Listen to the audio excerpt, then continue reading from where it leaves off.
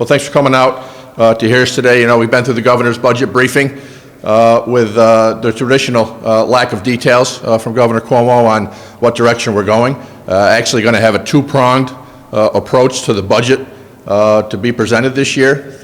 Certainly the devil will be in the details, but you know what New York needs now is less finger pointing and more leadership. You know, this COVID situation was not created by the federal government. It wasn't created by New York State. We're all in this together, all of us, individuals, local governments, school districts, New York State, and the federal government. The presentation we saw from the governor today was bizarre and frustrating. The lack of specifics, he failed to make decisions on pretty much anything. Instead, he seems to be depending on what the federal government will do and begging for more resources and not giving credit to the federal government for resources that have been received through the two COVID packages over this past year.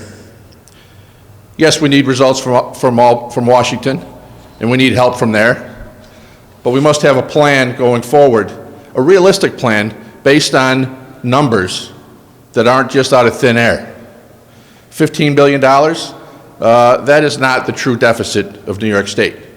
We can't expect an honest and straightforward response from Washington when we are sending misguided figures, baseless, out there and not taking into account what has been provided by the federal government thus far. We are not fully dependent on the federal government. We are New York State.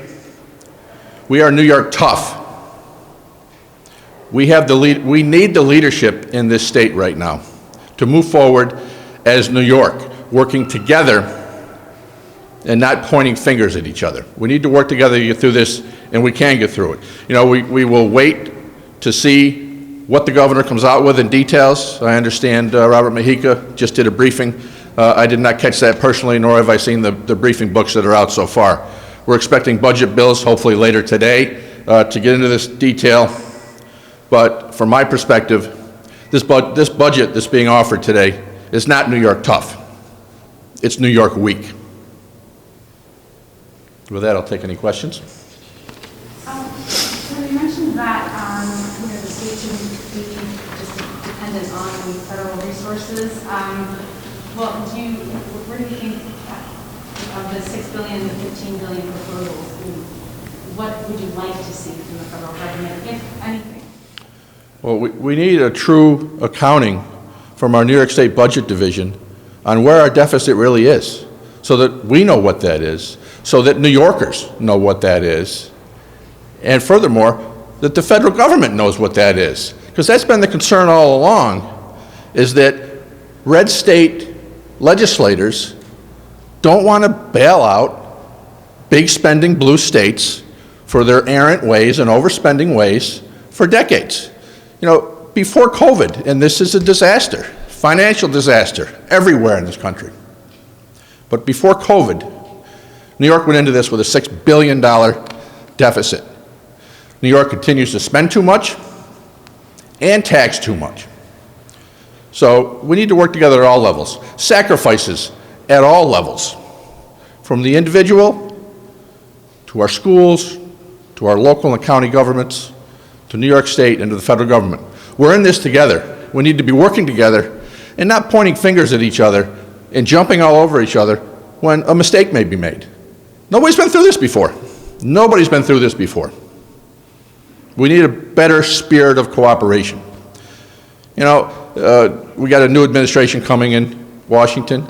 Hopefully that's certainly going to change the tone between our governor and the presidency. But the tone up till now from the prior administration in Washington was not helpful to us moving forward in New York State.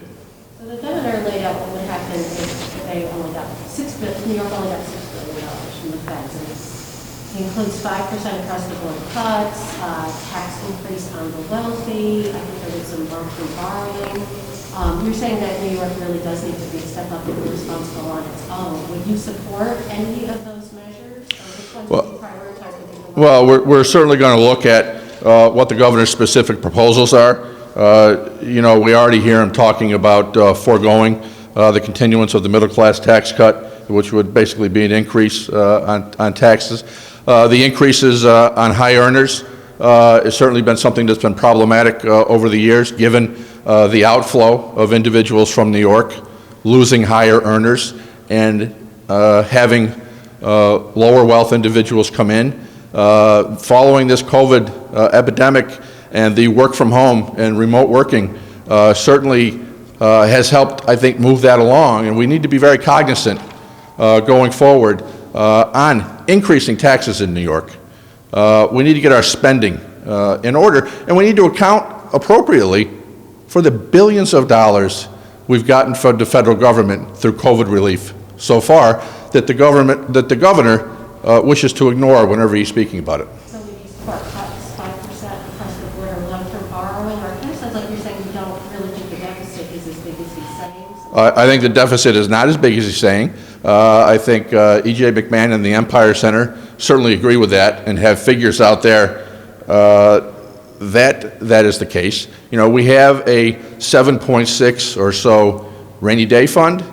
The governor made some mention of it in his remarks about having utilized some of that money thus far.